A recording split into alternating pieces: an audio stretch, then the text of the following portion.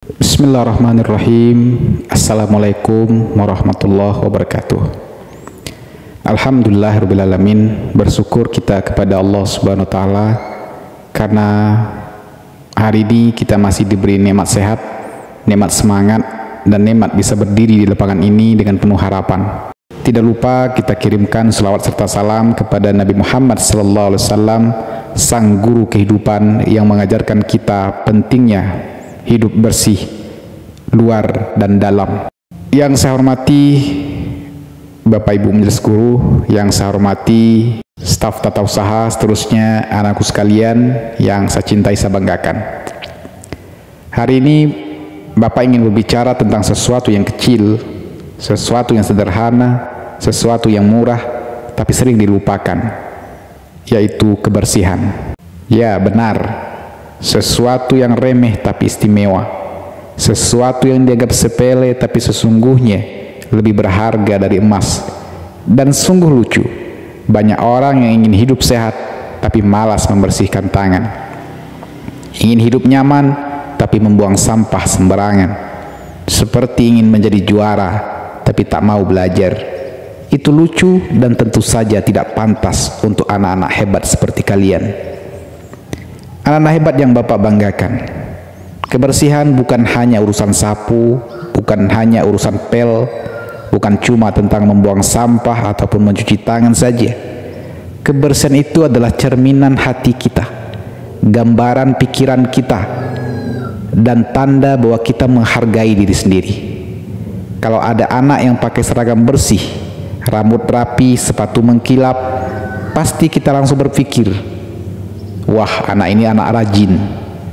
Tapi kalau ada yang bajunya penuh noda, sepatunya berdebu, tempat duduknya penuh remah makanan, penuh sampah makanan, kita pasti akan geleng-geleng kepala.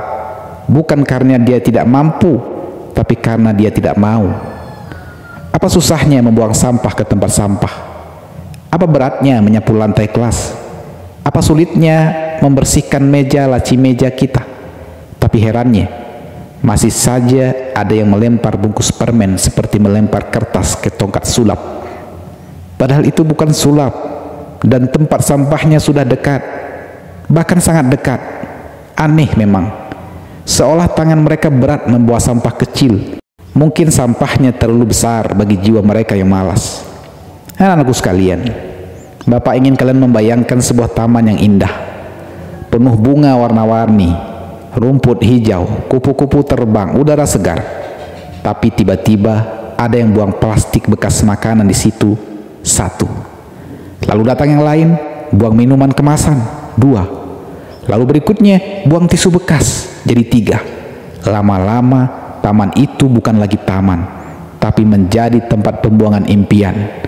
Kupu-kupunya pergi, bunga-bunganya layu, dan rumputnya mati, hanya karena satu tangan yang malas, lalu diikuti tangan-tangan lainnya yang sama cueknya. Bayangkan pula kelas kalian, dindingnya bersih, mejanya tertata, papan tulisnya mengkilap, tapi ada satu anak yang meninggalkan bekas makanan di kolong meja. Seperti bom waktu, bau tidak sedap mulai menyebar, lalat berdatangan, dan anak-anak yang tidak tahu apa-apa jadi terganggu. Semua jadi korban dari satu kelalaian. Nah, begitulah efek dari satu sikap ceroboh, jadi bisa merusak semuanya. Anak-anak pintar, kebersihan itu seperti cermin. Kalau kamu berdiri di depan cermin dan melihat kotoran di wajahmu, apakah kamu akan menyalahkan cerminnya? Tentu tidak. Tapi sayangnya, banyak orang yang suka menyalahkan keadaan.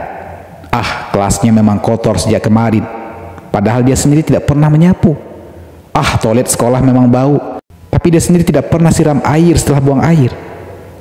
Kebersihan itu tanggung jawab bersama, bukan tugas petugas kebersihan saja, bukan tugas penjaga sekolah saja. Kalau kalian berpikir bahwa tugas menjaga sekolah bersih itu hanya untuk Pak Petugas Kebersihan atau Pak Penjaga Sekolah, maka kalian salah besar.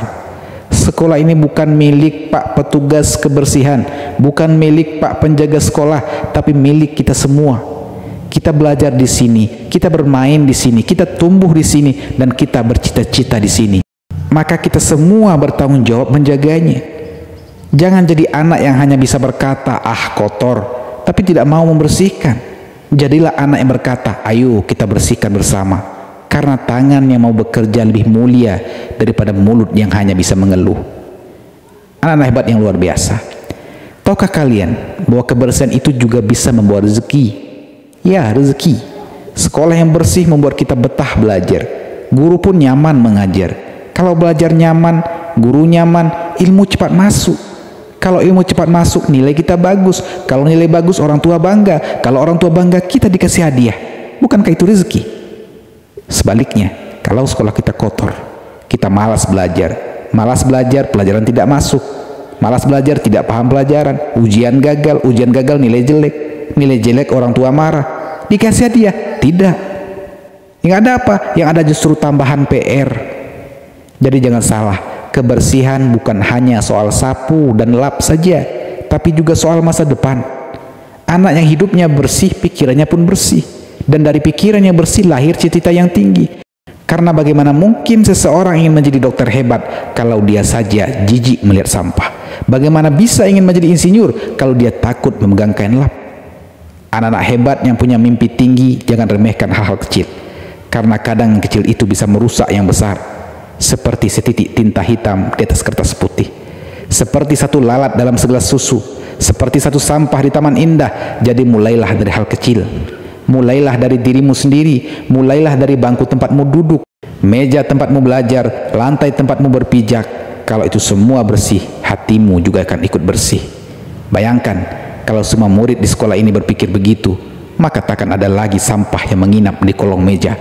Takkan ada lagi sandal yang berserakan di depan musola. Takkan ada lagi toilet yang ditinggal tanpa disiram. Semua bersih, semua rapi, semua harum.